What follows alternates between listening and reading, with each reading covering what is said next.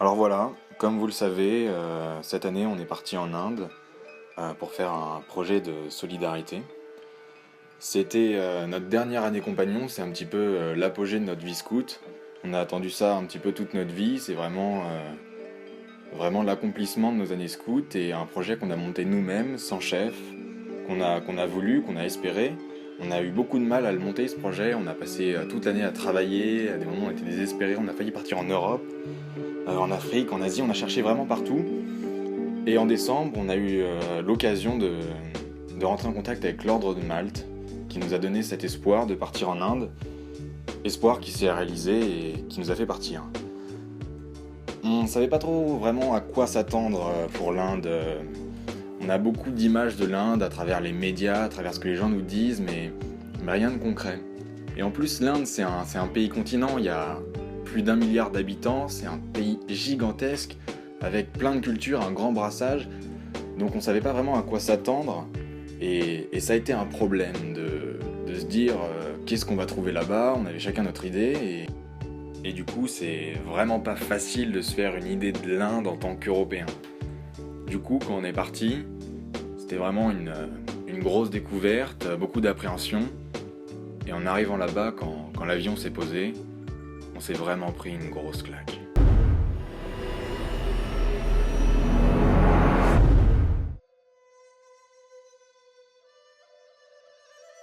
Qu'est-ce que vous pensez voir sur cette photo?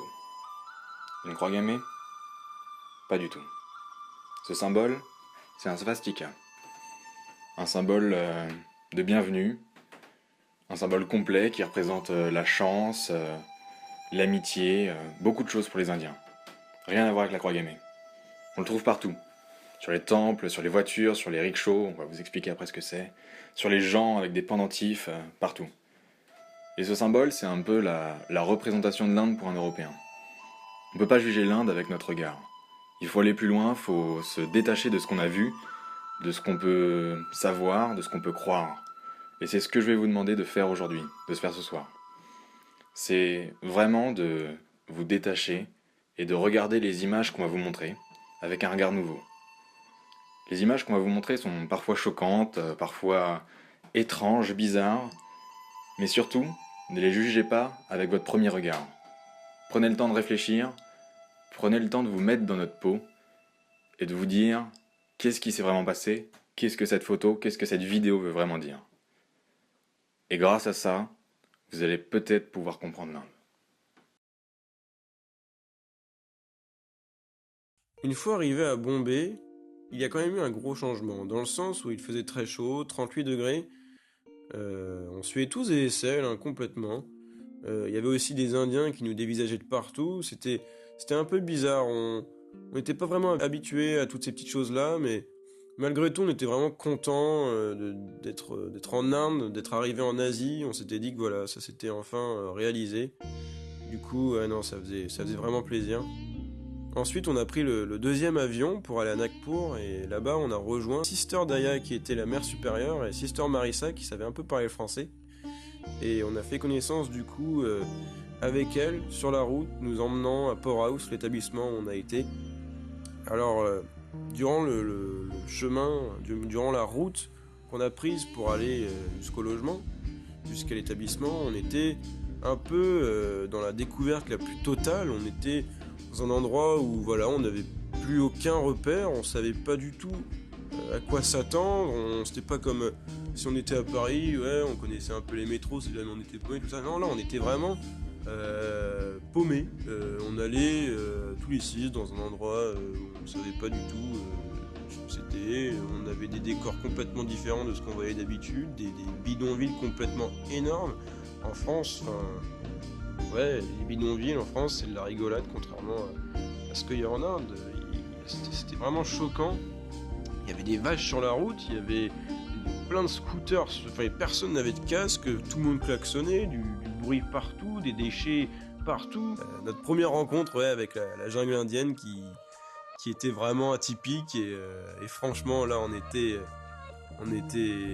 sous le feu quoi, c'était incroyable.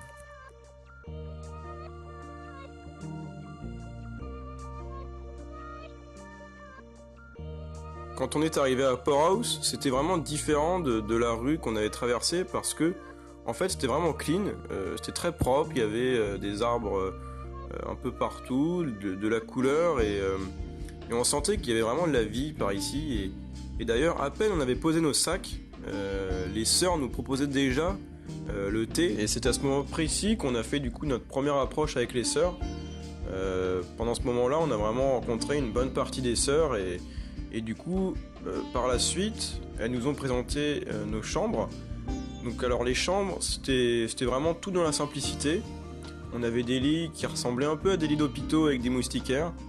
On avait des toilettes, alors normales, comme ici, et avec en plus un petit jet d'eau. Donc, alors pour le jet d'eau, je vous laisse aller voir sur internet pourquoi.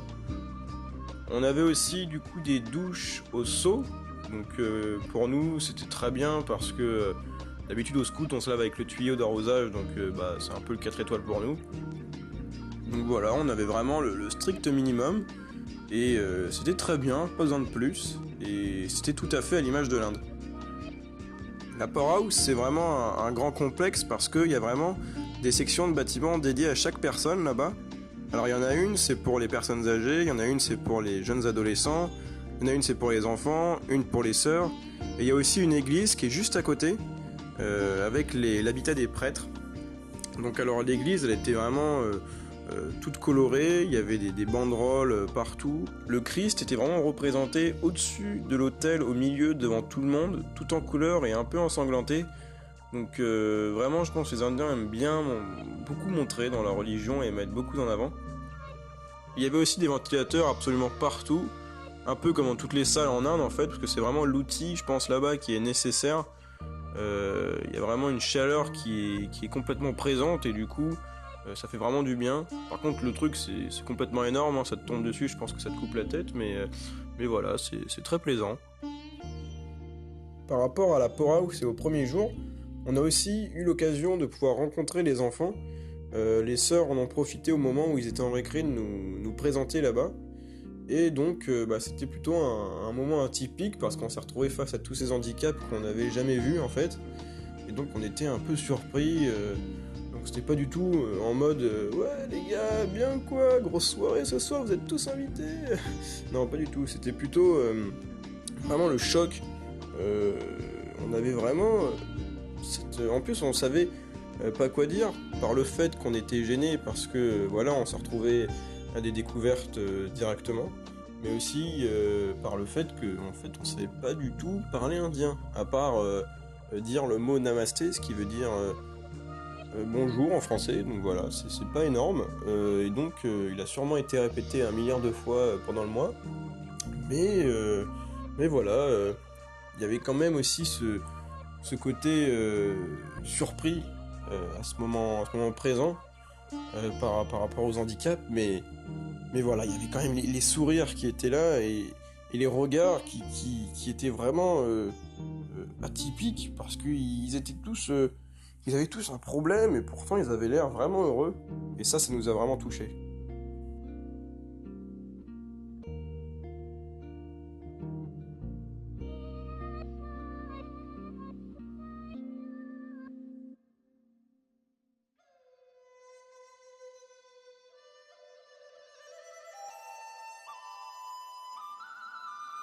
L'aspect principal de notre voyage en Inde, ce sont les rencontres, les gens qu'on a rencontrés et ce qu'ils nous ont apporté. C'est-à-dire que c'était vraiment le point central de notre projet.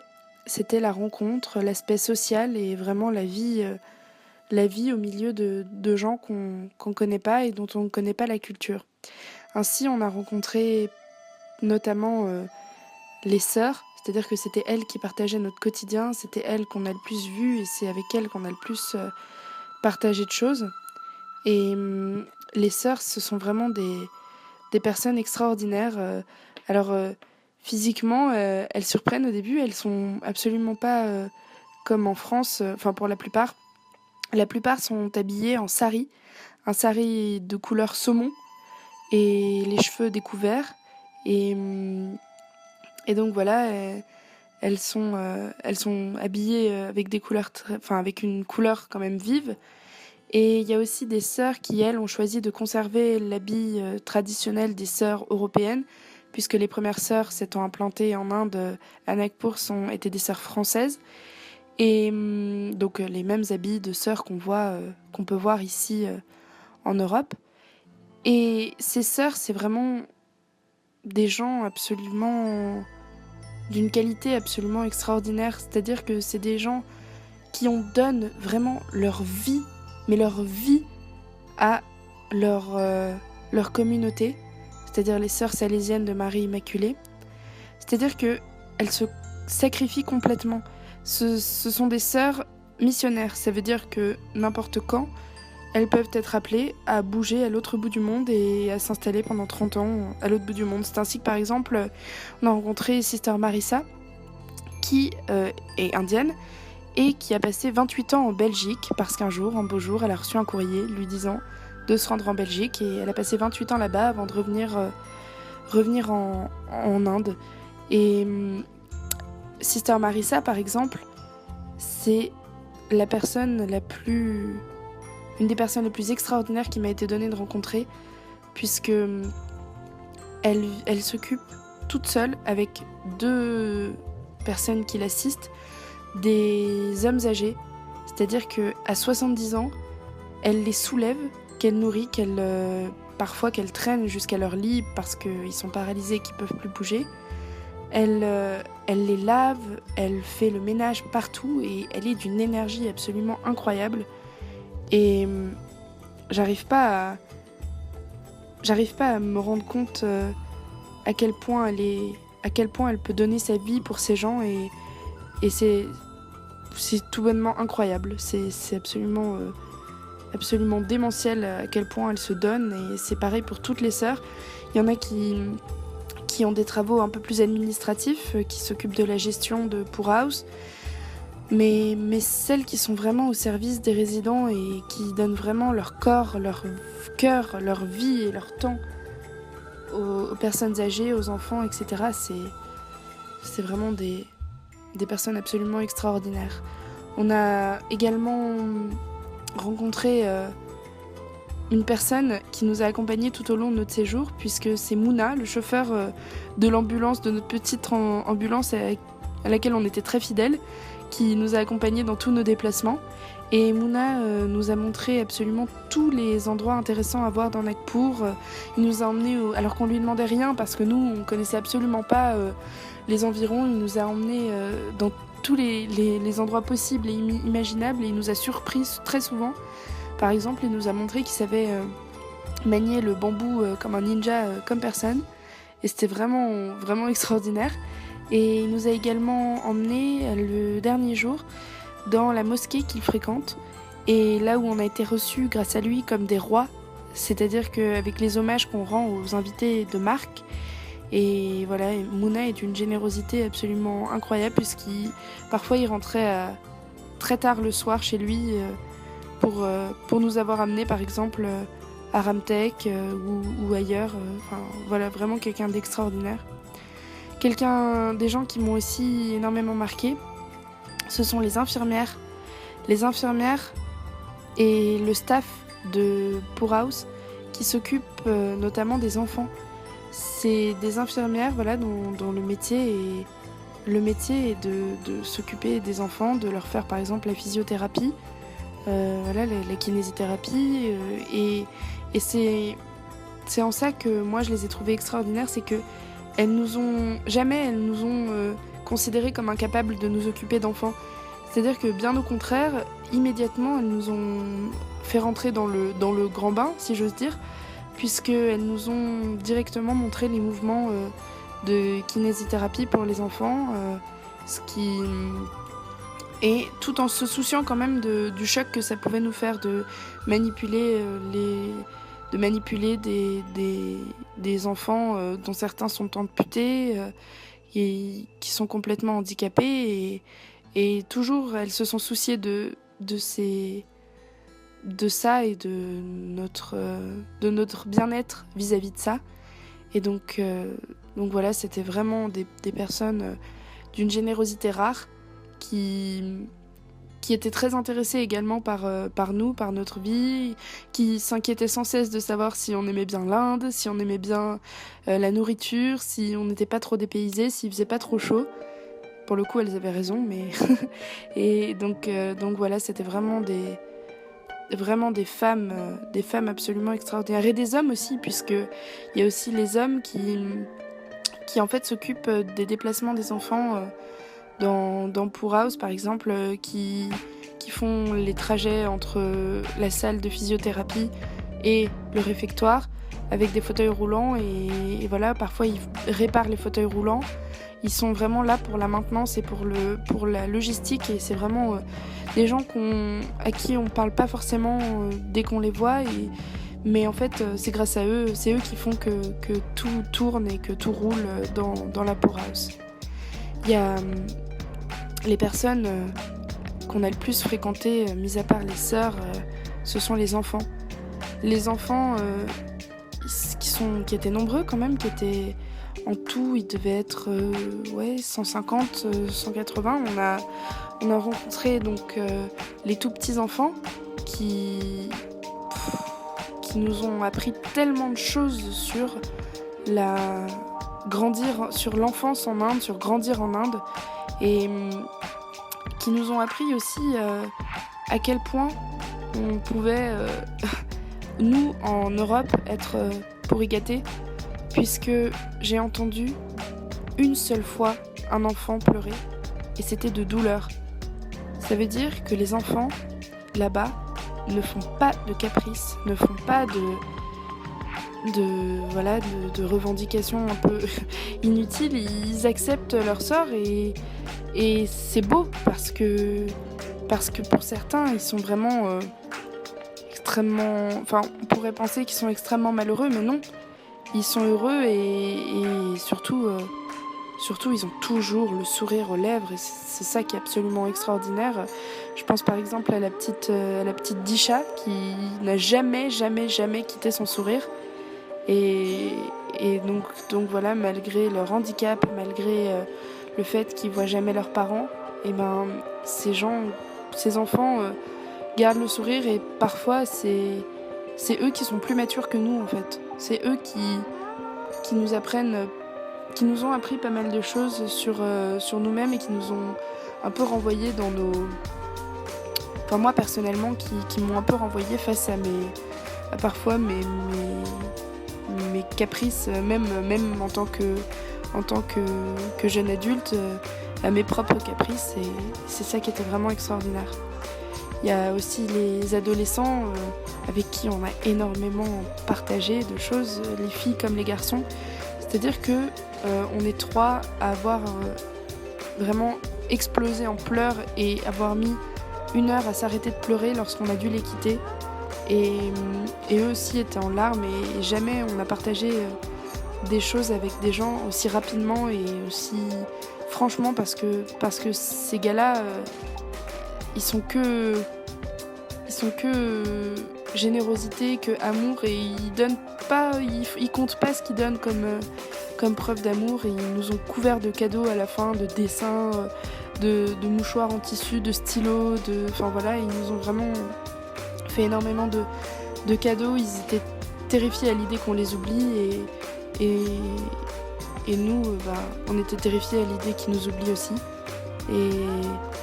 et donc voilà, c'était vraiment des gens extraordinaires, comme par exemple les vieilles personnes aussi qui étaient extraordinaires. On était avec des personnes âgées, des femmes et des hommes, et les filles, nous, on était plutôt avec les femmes, et moi personnellement, ce qu'elles m'ont le plus apporté, c'est le partage de leur culture, parce qu'elles m'ont expliqué énormément de choses sur leurs coutumes, sur leur mode de vie, et elles m'ont appris aussi pas mal de choses en hindi. Je me souviens par exemple de Shakuntala qui m'a appris à écrire en hindi, enfin qui a tenté de m'apprendre parce que c'est vraiment loin d'être facile, mais qui a passé du temps à m'écrire des phrases en hindi pour que je les retienne, et qui vérifiait le lendemain si je les avais bien retenues. Voilà, et ainsi que les personnes âgées dont les garçons sont occupés et dont je peux un peu moins parler puisqu'on les a pas énormément fréquentés. Mais c'est des personnes qui nous apprennent énormément et pour lesquelles on ne peut que avoir de l'affection puisque c'est vraiment la gentillesse et la sympathie incarnée. Et donc voilà, c'est extrêmement émouvant d'en parler parce qu'ils n'attendent rien, ils donnent énormément et ils n'attendent rien en retour et c'est ça qui est vraiment, vraiment extraordinaire. Au milieu de toute cette vie, de tout ce cadre indien, de tous ces gens qui bougent de partout, le jour comme la nuit, de ces rickshaws, de ces taxis, de ces vaches, il y a la Poor House. C'est un petit peu quelque chose d'immuable, quelque chose qui ne bouge pas, quelque chose qui est au service des autres et qui est là au milieu de Nagpur. C'est pas simplement un lieu d'accueil et de partage, c'est aussi un lieu de philosophie. C'est la philosophie salésienne. C'est un petit peu quelque chose de compliqué à expliquer. Leur but, c'est de former des petites communautés qui vivent entre elles, qui produisent ce qu'elles peuvent, mais pas vraiment quelque chose de refermé sur soi, c'est juste quelque chose pour protéger ceux qui en ont besoin. C'est ça leur gospel, leur philosophie. Et toutes ces sœurs, elles sont pas là pour rien, c'est pas n'importe quelle sœur, c'est des missionnaires. Elles ont vécu des choses vraiment fortes. Elles sont allées aux quatre coins du globe, certaines sont parties en Belgique, d'autres en France, d'autres en Italie. Elles ont vraiment une expérience vraiment riche, ce qui fait qu'elles ont vraiment quelque chose à apporter à cette petite communauté.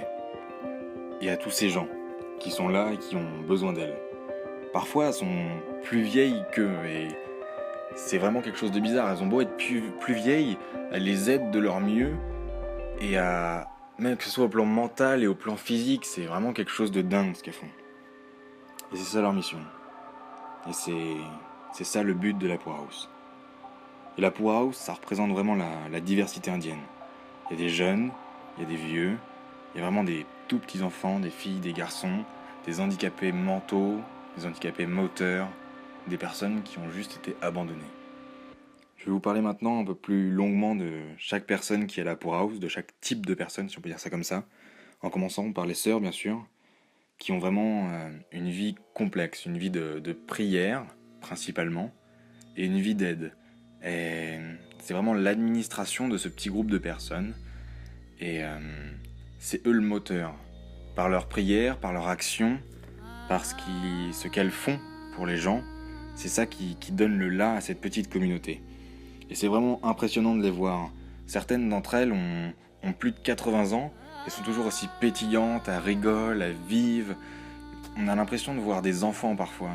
C'est presque mignon et c'est touchant. C'est touchant de voir à quel point elles sont arrivées à un état d'esprit si haut qu'elles n'ont plus de différence pour les religions, plus de différence pour les gens. Elles sont plus dégoûtées des choses de la vie qui peuvent faire peur et elles avancent et elles aident les autres. Et ça, c'est vraiment quelque chose d'incroyable. Et on s'en est rendu compte là-bas, et ça nous a beaucoup touchés, d'être avec elle au quotidien et de voir ces choses.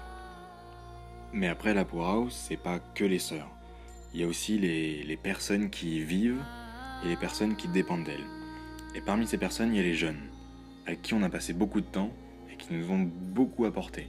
Peut-être plus que nous leur avons apporté, ce qui est assez ambigu, je dois le dire.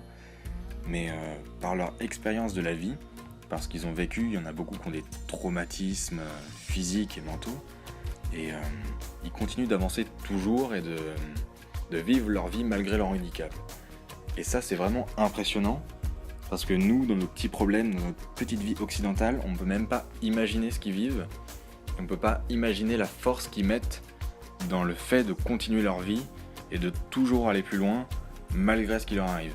C'est vraiment une philosophie indienne qu'on retrouve un petit peu partout, mais surtout dans ces jeunes-là, qui ont un espoir vraiment surdimensionné par rapport à nous. Et ça, c'est génial de pouvoir vivre ça à notre âge et de pouvoir les rencontrer, de pouvoir discuter avec eux, de pouvoir jouer. Et le pire, c'est qu'ils pensent, eux, qu'on leur a apporté aussi quelque chose.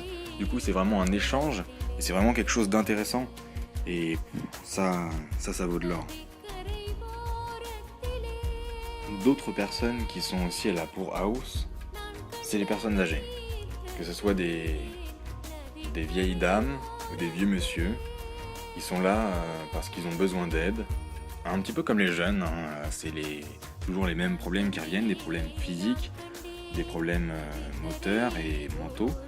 Mais pour les vieux, il y a aussi pour les vieux, si je peux les appeler comme ça, il y a aussi un vrai problème d'abandon en fait. C'est des personnes qui n'ont parfois plus rien du tout à part cette communauté. Et c'est aussi super impressionnant de les voir.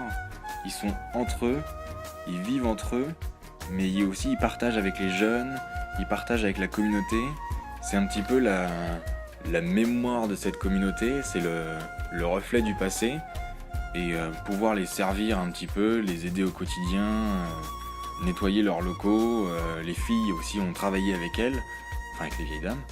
Et c'est vraiment une transmission de savoir, de connaissances, des chants par exemple, des petites actions qui ont fait qu'ils nous ont fait partager leur quotidien.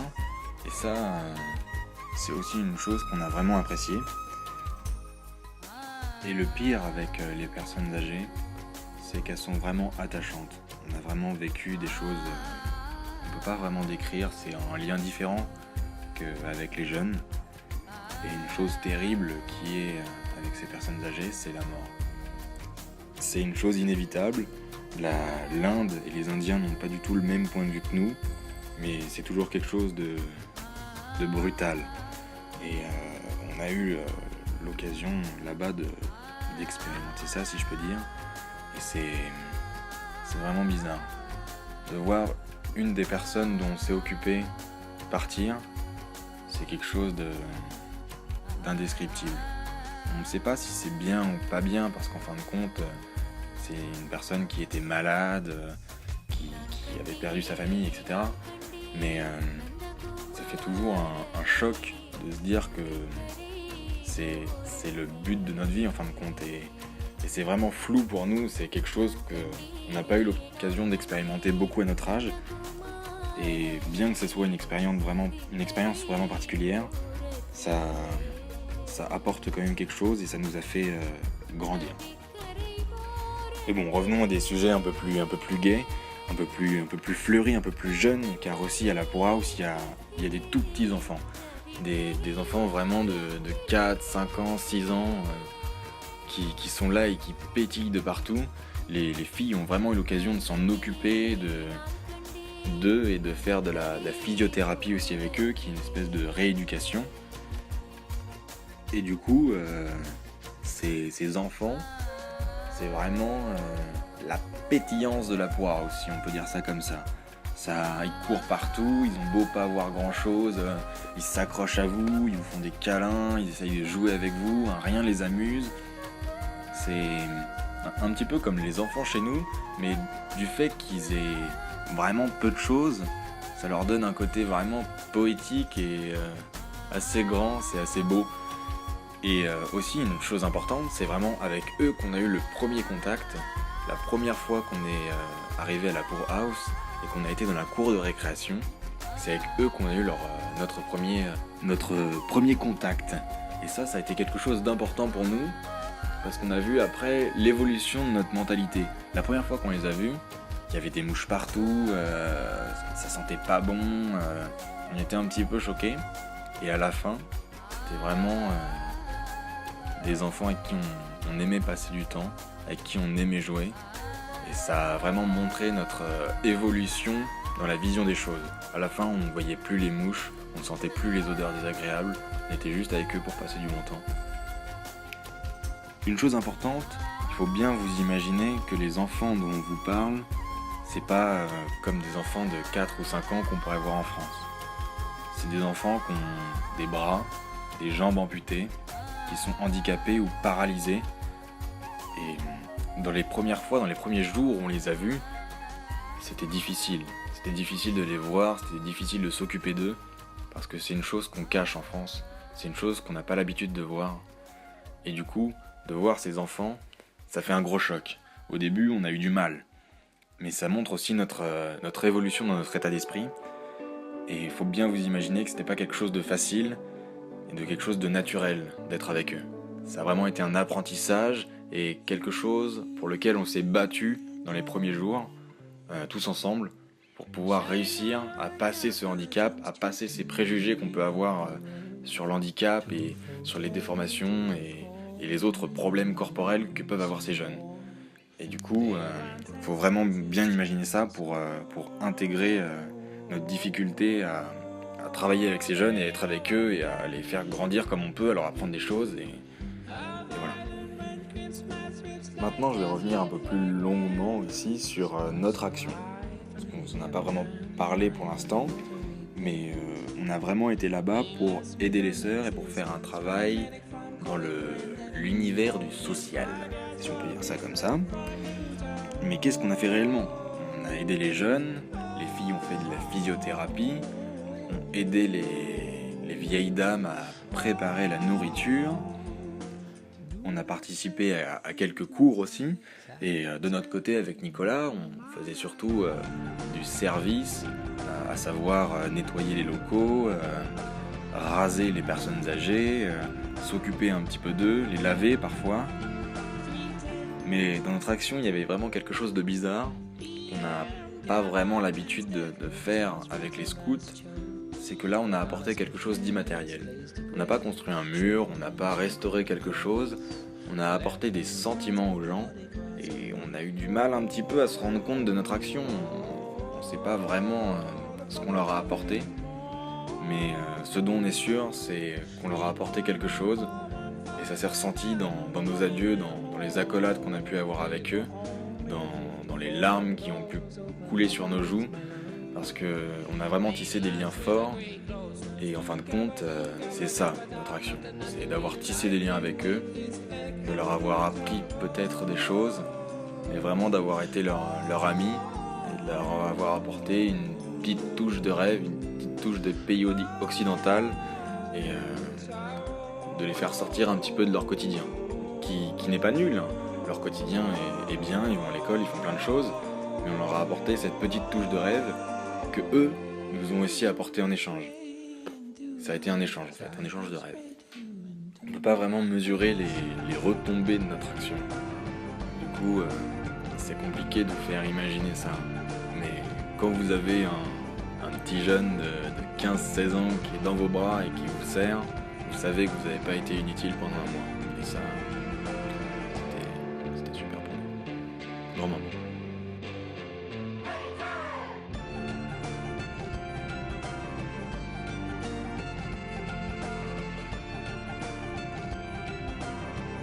S'étant prêté à fond dans les coutumes, dans les traditions et dans les conditions de vie, là-bas on a vraiment tenté de découvrir le plus de choses possible pendant le séjour sur la vie des Indiens.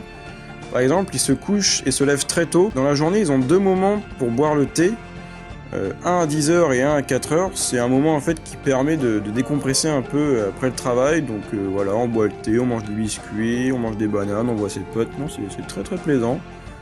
Les Indiens, pour dire bonjour, ils joignent les mains en dessous du menton et ils disent Namasté ou Namaskar. Au niveau de la nourriture, les Indiens, comme vous le savez, je pense, mangent très épicé. Alors nous, on en a fait les frais, mais c'était quelque chose de très atypique, très belle découverte. Et quand on s'y habitue un peu, ça devient vraiment très très bon. Niveau hygiène, les Indiens qui peuvent, avant chaque repas, ils se lavent les mains.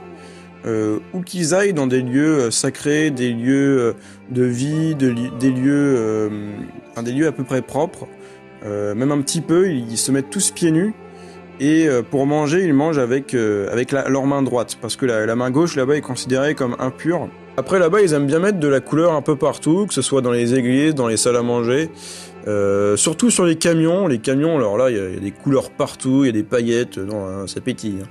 Mais c'est vraiment, alors les camions, c'est une des choses les plus stylées qu'on avait jamais vues. D'ailleurs, en parlant de la route, alors c'était un peu, on a découvert que la route indienne, c'était un peu l'anarchie.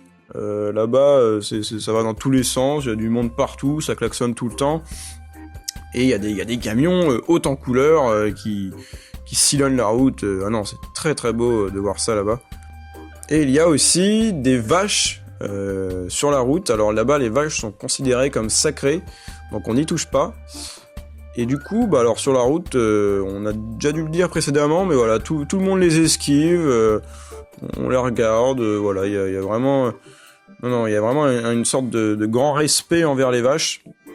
Et du coup, c'était plutôt marrant à voir des petites vaches pépères sur la route au milieu des scooters et des voitures. Là-bas, pour les femmes, contrairement en Occident, montrer ses épaules ou ses jambes, c'est quelque chose de très mal vu. Mais à l'inverse, montrer son ventre, c'est plutôt bien vu. Du coup, voilà, on avait des femmes qui étaient alors aussi en sari. Donc le sari, c'est un habit typique de là-bas qui est haut en couleur. C'est une sorte de grande nappe qui se met autour de soi. C'est très très beau, c'est très très gracieux. Mais voilà, les filles ont testé et c'est un peu galère pour marcher, pour se déplacer. Mais voilà, c'est très très beau. Au niveau de l'amour, pour les Indiens, en public, les couples sont extrêmement pudiques. Faire un bisou là-bas, c'est sur la bouche, c'est vraiment mal vu. Mais alors à l'inverse, les amis sont complètement tactiles. C'est pas étonnant là-bas de voir des garçons se tenir la main, se faire des câlins. On a aussi découvert que l'Inde était quand même une société très très dure, dans le sens où c'est marche, trouve-toi un job, fonde-toi une famille, fais-toi des potes, ou alors crève la gueule ouverte sur le trottoir et utilise dans les déchets la pollution. Donc voilà, les Indiens vivent vraiment dans une grande simplicité. Ils ont une manière de penser vraiment différente de la nôtre. Rien que par rapport au travail, nous, le travail, on peut vraiment l'adorer, alors que eux, avoir un travail, ça leur permet en fait de simplement vivre leur vie. Donc c'est un peu le but de chaque Indien, pouvoir avoir un job et réussir à vivre avec sa famille pleinement et simplement. Donc voilà, en ayant testé les conditions de vie là-bas, ça fait un peu relativiser par rapport à ce qu'on a en France. Donc on a quand même aussi remarqué quelque chose de très remarquable là-bas sur les Indiens, c'est qu'ils ont une très grande ouverture d'esprit sur les religions. Dans le sens où on a vu une des sœurs faire un câlin et bénir l'un des... Alors c'était le secrétaire du disciple de Gandhi. Voilà, donc oui, on a aussi rencontré le secrétaire du disciple de Gandhi. Découverte banale, hein, bah oui. Non, je rigole, hein, totalement. Mais c'était vraiment, voilà, quelque chose d'encore très très fou. Et donc voilà, c'est vrai qu'en Inde, au niveau des religions, les gens, alors, se respectent l'un l'autre, ils vivent entre eux, mais pas seulement, ils échangent aussi énormément. Et donc ça crée vraiment une culture complètement vaste, mélangée et très diversifiée. Il y a eu un soir aussi avec Hugo, on parlait du voyage et on a abordé un sujet sur les découvertes psychologiques. Dans le sens où on avait l'impression en fait de vivre vraiment l'évolution du passage de l'âge adolescent à l'âge adulte. Alors c'est vraiment compliqué à expliquer parce que c'est quelque chose d'un peu vague, mais voilà, en fait en prenant du recul par rapport à notre vie à Paris, en France, à nos vacances au ski, à nos petites études, aux parents, aux amis, aux conditions de vie occidentales, toutes ces choses-là, et en fait, on avait vraiment l'impression de rencontrer enfin, de se re-rencontrer. Et il y a eu une redécouverte un peu là-bas, et c'est comme ça qu'en fait on a eu ce sentiment. Et donc non, franchement, merci les sœurs, merci les enfants handicapés là-bas, merci les Indiens, merci l'Inde, merci un peu tout ce qui s'est passé, parce que vivre ça à 18 ans, 19 ans, c'est vraiment un petit cadeau de la vie en fait.